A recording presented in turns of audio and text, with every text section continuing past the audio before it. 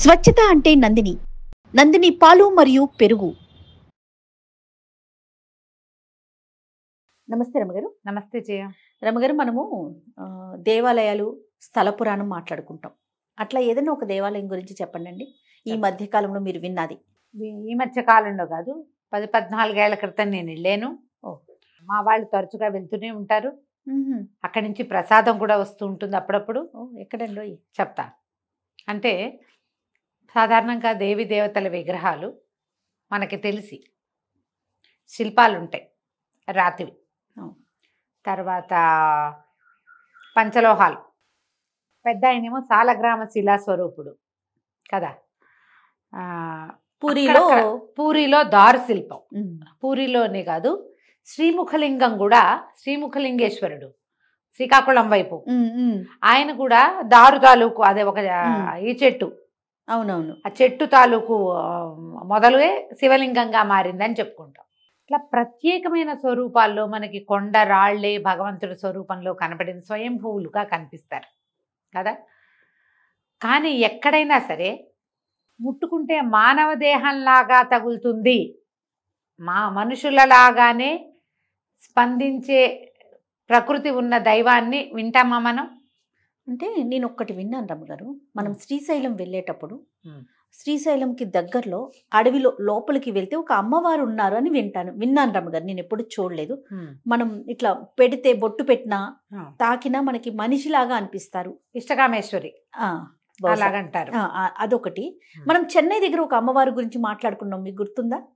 నెల్లూరు దగ్గర చెంగాళమ్మ తల్లి. ఆవిడకి కూడా మనం బొట్టు పెడితే మనిషి శరీరాన్ని తాకినట్లుగా అనిపిస్తుంది అనేది వింటాం. అంటే వాళ్ళకి అనుభూతి కలుగుతుంది.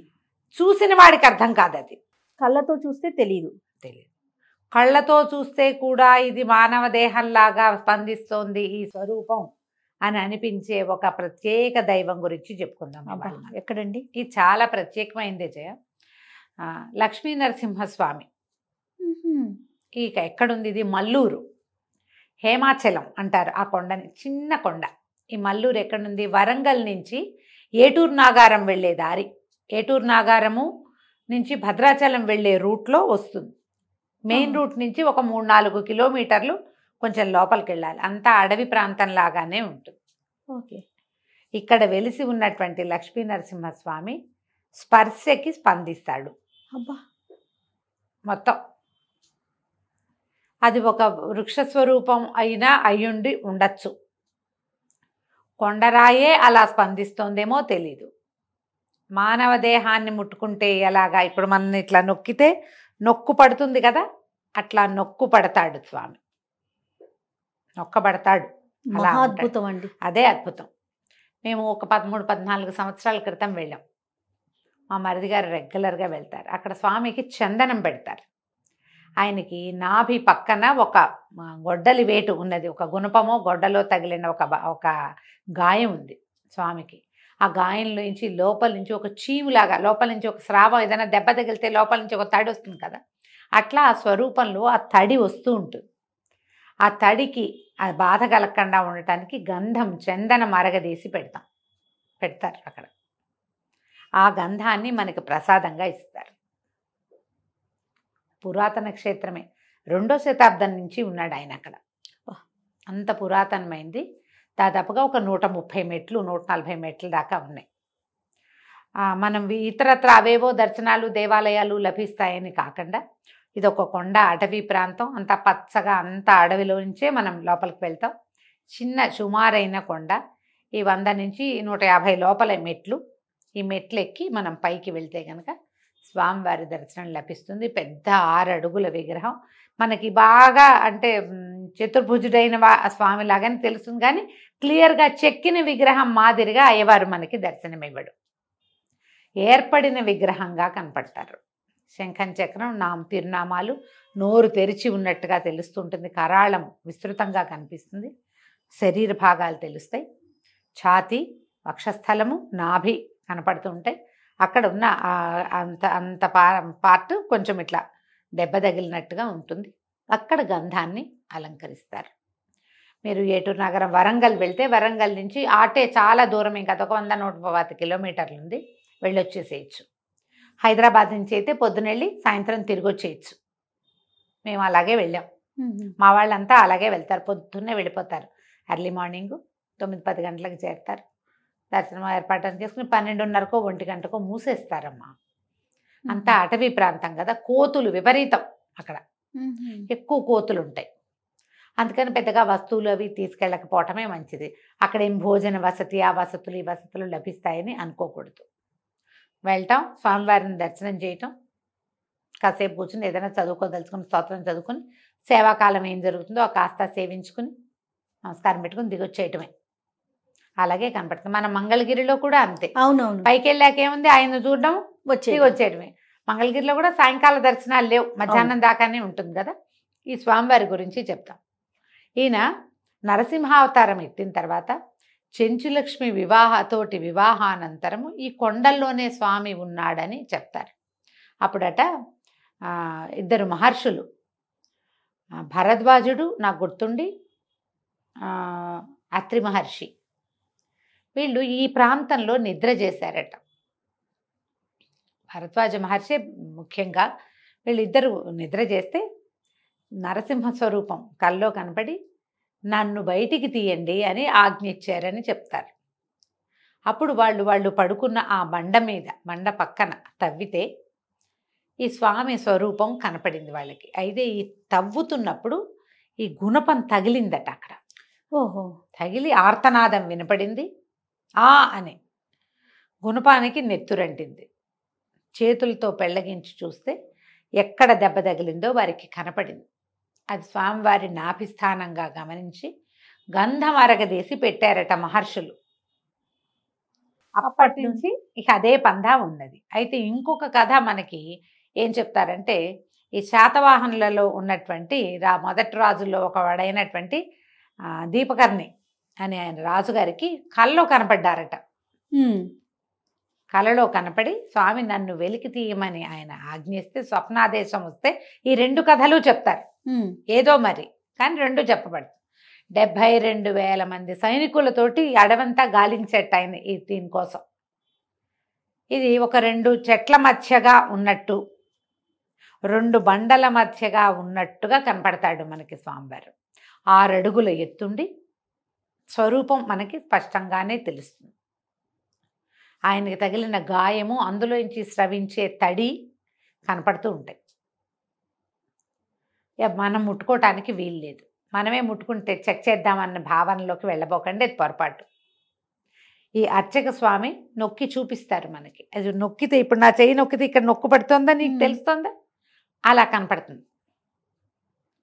ఇప్పుడు రాయో లోహమో అయితే ఎట్లా వెళ్తుంది? వెళ్ళదు కదా.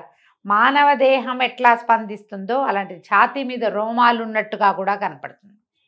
వక్షస్థలం మీద రోమాలు కూడా కనిపిస్తాయి. చక్కగా గంధం మాత్రం పెడతారు. మేము అప్పుడు వెళ్ళినప్పుడు ఏం చేశారంటే ఒక గంధపు చెక్క తీసుకెళ్ళాం,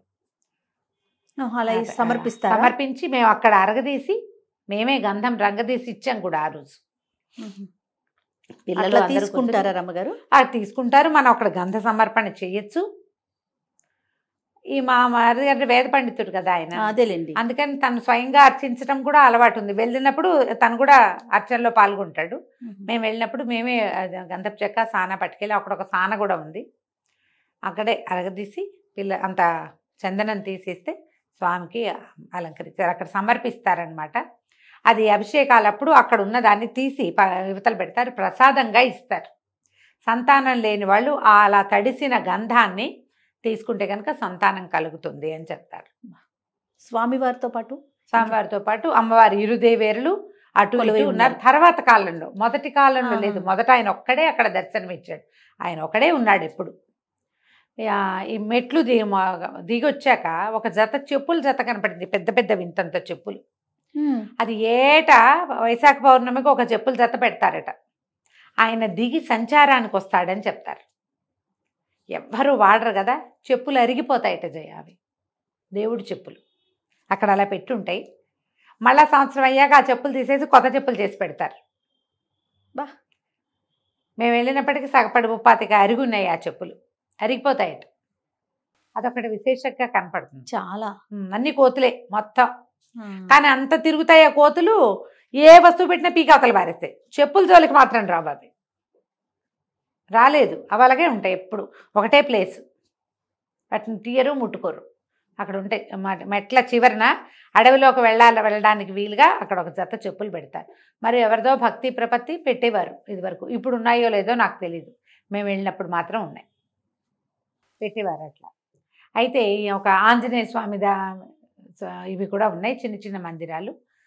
శ్రీదేవి భూదేవి అంటే చెంచులక్ష్మి మహాలక్ష్మి ఇద్దరు ఇరుదేవేరులు చెరొక దీంట్లోనూ ఉన్నారు. అక్కడి నుంచి అక్కడ ఇంకొక విశేషమైనది ఏంటంటే చింతామణి అనే ఒక జలపాతం ఉంది ఇక్కడ. జలపాతం అంటే మామూలుగా కళ్ళు మూసుకో మనకేం కనిపిస్తుంది జలపాతంగా పైన అలా ఉండదు, సన్నటి ధార వస్తుంది. ఈ సన్నధార ఎంతమంది వస్తే అంతమందికి సరిపడేలాగా వస్తుంది. నువ్వు ఒక బాటిల్ పెడితే సన్నగా వస్తుంది, నువ్వు దాని కింద కూర్చుంటే లావుగా వస్తుంది. సన్నగా చుక్క చుక్క చుక్క పడుతుంటాయి. మనుషులు రాగానే ధార పెరిగిపోతుంది. మేము చూసాం ఆ రోజు, ఆమె మరిది చెప్తే నమ్మలా. మేము వెళ్తే అప్పటికి చిన్నపిల్లాడు, వాడిని పొద్దున్న తెల్లవారుజామున బయలుదేరాం కదా, మేమందరం స్నానాలు చేసి పిల్లాడిని నిద్ర మంచం నుంచి తీసుకెళ్ళిపోయాం. దారిలో బ్రష్ చేయించి ఏదో ఇడ్లీ తినిపించాం. వాడిని చింతామణి కింద స్నానం చేయించాం. వాడిని కూర్చోబెట్టాం, కానీ అప్పటిదాకా సన్నగా వస్తున్న ధార ఇంత లావైపోయింది. శుభ్రంగా చక్కగా స్నానానికి సరిపడా పెద్ద ట్యాప్ వచ్చింది. ఇవి ఔషధ జలాలుగా చెప్పబడుతుంది. పైనంతా మూలికలదంతా అడవే కదా, వాటిల నుంచి అది ఇట్లా ధార రావడానికి ఒక చిన్న పైప్ లైన్ లాంటిది కూడా పెట్టారు. పైప్ అంటే మామూలు ఈ పైపులు పెట్ల, మన చెట్లవి ఇలా కొంచెం బెరడు లాంటివి, తర్వాత ఏమో తాటిది ఒకటి ఇట్లా పొడుగ్గా పెట్టి యువతలకు వచ్చేలాగా ఏర్పరిచారు. అది నీళ్లు వస్తున్న చోట మనం పట్టుకోవడానికి వీలుగా ముందుకు ఏర్పరిచి పెట్టారనమాట. మనుషుల్ని బట్టి ధార పెరుగుతూనే ఉంటుంది. జనాలు ఎవరు రావట్లేదు అనుకో సన్నగా పడుతూ ఉంటాయి, వచ్చి జనాలు నీళ్లు తాగుతుంటే ధార పెరుగుతూ ఉంటుంది. తర్వాత అది ఔషధ జలంగా ఇక్కడికి వచ్చిన వాళ్ళందరూ పట్టుకెళ్తారు ఇళ్ళకి. మా వాళ్ళు వెళ్ళినప్పుడల్లా ఒక బాటిల్ పట్టుకొస్తారు. అది ఔషధ జలమని, ఆరోగ్యం చేకూరుతుందని, నమ్మకం, మంచిదని చెప్తారు. అదొక విశేషం ఒకటి కనపడుతుంది. మేము ఆ రోజు చూసాం, మేము వెళ్ళినప్పుడు మేము బాటిల్ పెట్టినప్పుడు సన్నధార, పిల్లవాడిని దాని కింద కూర్చోబెట్టినప్పుడు చక్కగా మగ్గుతో పోసినట్టు వచ్చేసినాయి నీళ్లు. వాడు స్నానం అయ్యి మేము స్నానం చేయించి బట్టలు వేసేసి మళ్ళీ మేము యువతలకు వస్తున్నాయి. మేము మొదట చూసిన ధారే మళ్ళీ కనపడుతుంది సన్నగా. పిల్లలకు ఒక ఉద్రేకంగా ఉంటుంది కదా, మేము పైకి వెళ్ళి తిరిగి వచ్చేసరికి మళ్ళీ పరిగెత్తుకుంటూ పోయారు దాని దగ్గరికి. మేము అప్పుడు కొంతమంది పిల్లలు ఉన్నారు మా దగ్గర, చిన్న పెద్ద పిల్లలు. మళ్ళీ వెళ్తే ఉంది, మళ్ళీ సన్నటి దారే ఉంది, పట్టుకుంటుంటే వస్తూనే ఉన్నాయి. ఆ ఒక విశేషం చెప్పబడుతుంది. ఈ చింతామణి ఆ లక్ష్మీ నరసింహస్వామి ఇద్దరు ఈ హేమాచల క్షేత్రంలో విశేషమైన దర్శనంగా కనపడతారు. మనము ఇలాంటి ప్రతిమా స్వరూపంలో ఉన్న నరసింహస్వామిని ఎక్కడా చూడం.